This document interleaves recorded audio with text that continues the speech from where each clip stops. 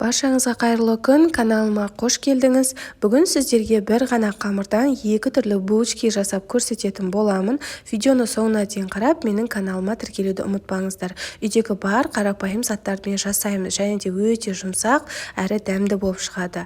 Ендеше видеоны соңына дейін қарап, менің каналыма тіркелуді ұмытпаңыз. Ең алдымен ыдысымызға бөлме температурасындағы жылы сүтімізді құямыз. Міндетті түрде сүтіміз жылы болу қажет.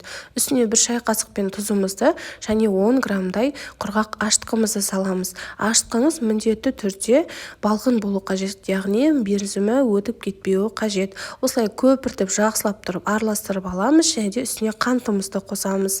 Тағы да жақсылап араластырамыз. Араластырған кезде осылай көпіртіп араластырыңыз, яғни біздің салған құрғақ ашытқымыз реакция беруі қажет. Сұйық майымызды осылай кішкене ғана құямыз, және үстіне 2 жұмыртқамызды салып, тағы да жақсылап толықтай араластырамыз.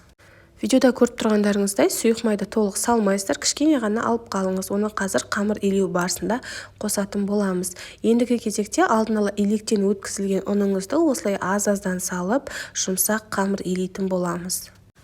Әр ұнның тығыздығы әртүрлі болғандықтан өзіңіздің ұныңызға қарай илейсіз. Бастысы қамырыңыз жұмсақ болу қажет. Қалған сұйық майымызды осылай қамырымыз енді бірігіп жатқан кезде осылай қосып жібереміз да столымызға түсіріп, иі қанғанша, ешқандай түйіршіктер қалмағанша осылай жұмсақ қамыр илеп шығамыз.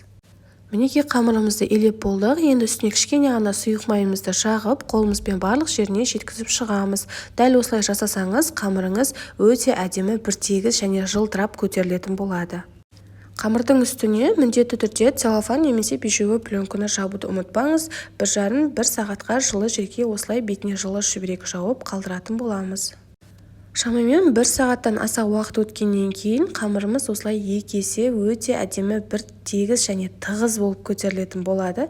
Міндетті түрде дәл осы әдіспен ашытып көріңіз. Қамырымызды столдың үстіне түсіріп, дәл осы видеода көрсетілгендей бөліктерге бөліп шығамыз.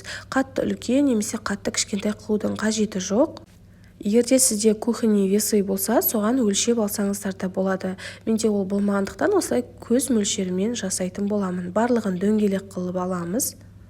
Ең бірінші кішкене ғана күлше дөңгелегімізді ешқандай да ұн сеппейміз, кішкене ғана май жағу арқылы қамырымызды жұқа етіп дөңгелек қылып жайып шығатын боламыз. Егер ұн себетін болсаңыздар, булочкаларыңыз қатты болып пісетін болады. Жұқа етіп жайып болғаннан кейін осылай созып жіберіңіздер, сол кезде әдемі болады. Және де бетіне кішкене ғана сұйық майды жағып, өзіңіз қалаған салманы сала берсеңіз болады. Мен қазір мейізден салатын боламын.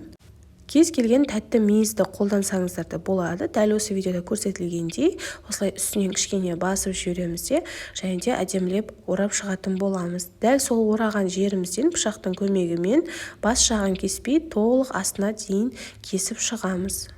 Кесіп болғаннан кейін видеода көріп тұрғандарыңыздай барлығын әдемілеп осылай орап шығатын боламыз. Кесілген жағы, яғни узорлары бетіне қарай қарап тұру керек. Піскен кезде де өте әдемі болып шығады. Түбін осылай астына қарай салып жіберетін боламыз. Мінекей мейіз қосылған булочкамыз дайын болды. Барлығын осылай жасап шығамыз. Екінші кезекте салмасына мен корицамен шекерді, яғни қантты жақсылап араластырып алдым.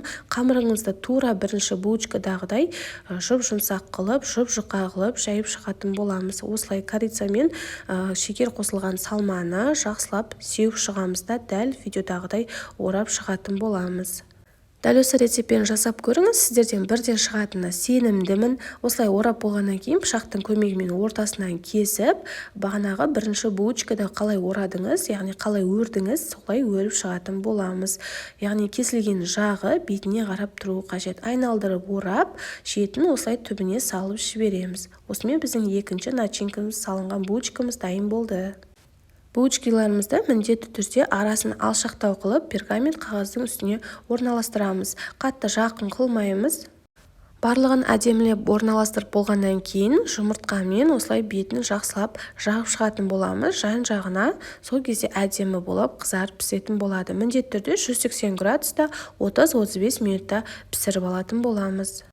Мінекей менде булочкалар шамамен 30 минутта толықтай пісті. Қызары осылай әдемі болып шығады. Міндетті түрде жасап көріңіздер. Егер де менің видеом ұнаса, лайк басып өз пікіріңізді қалдырыңыз. Құрметті менің көрерменім, менің каналымда көптеген булочкидің неше түрлі рецепттері бар. Дәл осы видеоның астында ссылкасын қалдырып кететін боламын. Және де осы булочкиның құрамын толық описание бөліміне жазып қалдырамын. Төменгі жақтан қарай аласыз. Сіздермен бірге болған Гүлсая ас болсын. Келесі кездескенше.